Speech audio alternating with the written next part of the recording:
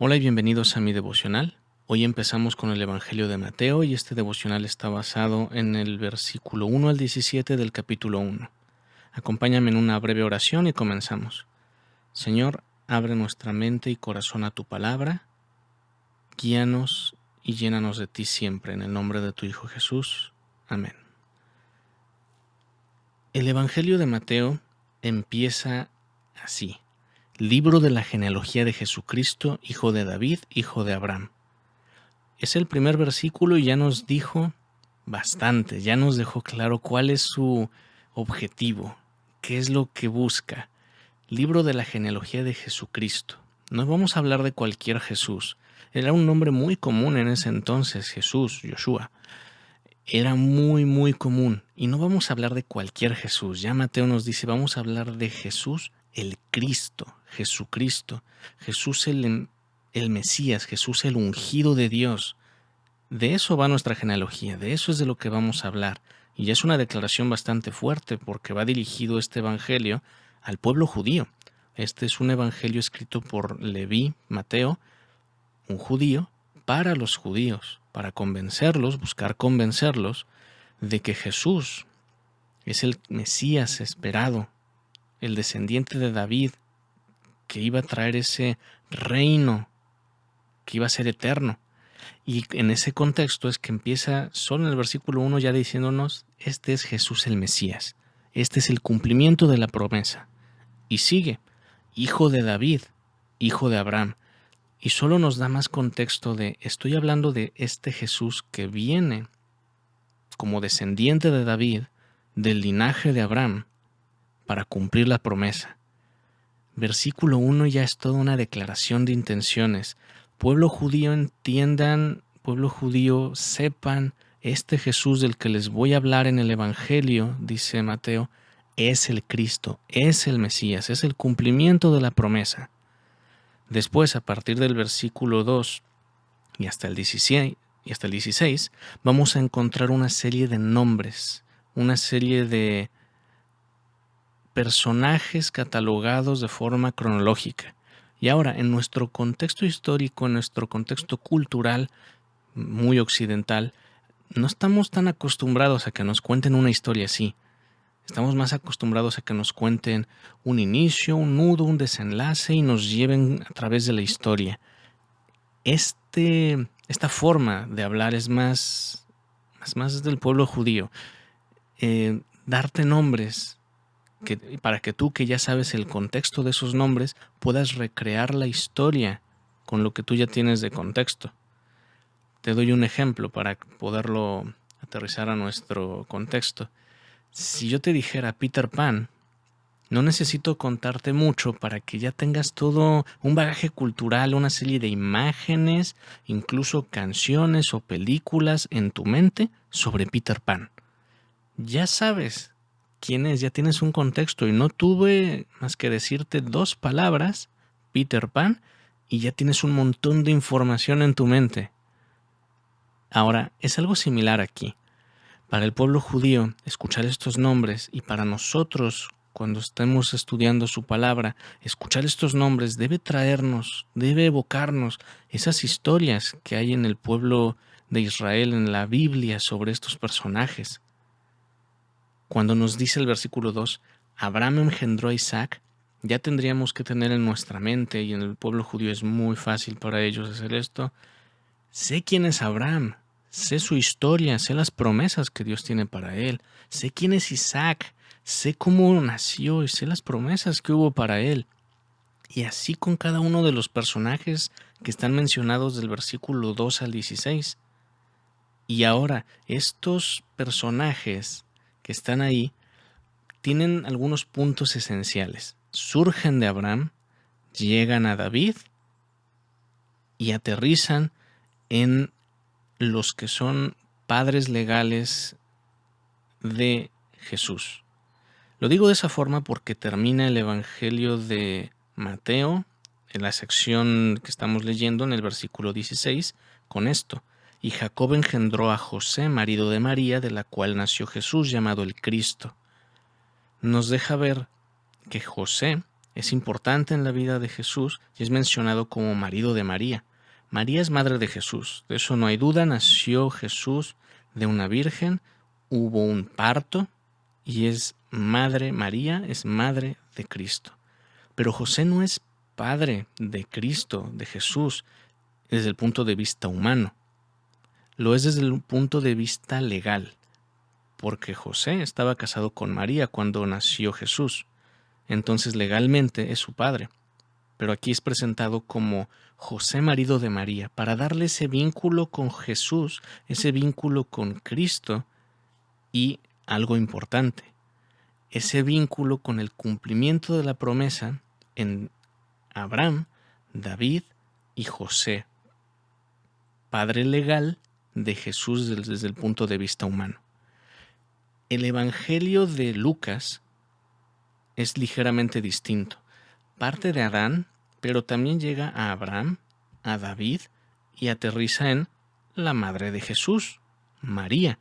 Si vamos a Lucas en el capítulo 3, versículo 23 al 38, vamos a ver la genealogía de Jesús, pero desde el punto de vista de María. ¿Por qué esto es importante? Porque no importa si lo vemos desde el punto de vista de José o de María, en ambas líneas genealógicas se cumple lo mismo. Está Abraham, está David y aterriza en Jesús. Es decir, tanto por parte de José como por parte de María, Jesús tenía el derecho legal de reclamar el trono del rey David. Esa promesa que se le había hecho a David de que de su simiente iba a surgir ese Mesías, ese Redentor, ese Rey eterno, que iba a traer su reino a la tierra y que ese reino nunca tendría fin, esa promesa se cumple en Jesús. Es lo que busca Mateo, es lo que nos quiere hacer ver. Y Lucas lo reafirma, porque desde los dos lados, desde ambos lados, puede reclamar el trono, porque José era descendiente de David y María también era descendiente de David. Entonces, legalmente, Jesús es descendiente de David por ambos lados de sus padres, legalmente hablando, humanamente hablando. Con ese derecho patente en él, es que muchas veces en el Evangelio se le va a reclamar o se le va a decir: ¿y cuándo vas a instaurar tu reino? Los judíos buscaban un reino físico, un reino palpable. Buscaban que este Mesías derrocara al gobierno que en ese entonces los tenía subyugados, que eran los romanos, los tenían muy sometidos. Y buscaban a alguien que los liberara, ese libertador, ese salvador. Pero el reino de Jesús era distinto. Y ellos no lo lograron entender en su momento, hasta tiempo después algunos. Un punto a considerar es que Mateo empieza su genealogía desde Abraham, porque lo que busca es probarle a los judíos que Jesús es descendiente de Abraham y de David, y es el Mesías. Y el Evangelio de Lucas empieza desde Adán, porque lo que busca es decirle a los gentiles, a los que no son judíos, que Jesús es el Salvador del mundo.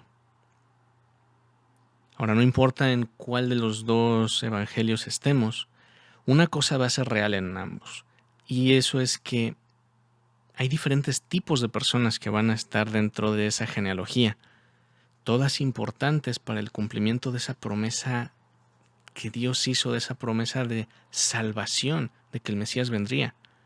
Podemos ver personajes como Abraham y como David mencionados en la genealogía. Abraham, padre de la fe; David, un hombre conforme al corazón de Dios. Bueno, ¿qué más se puede decir, no?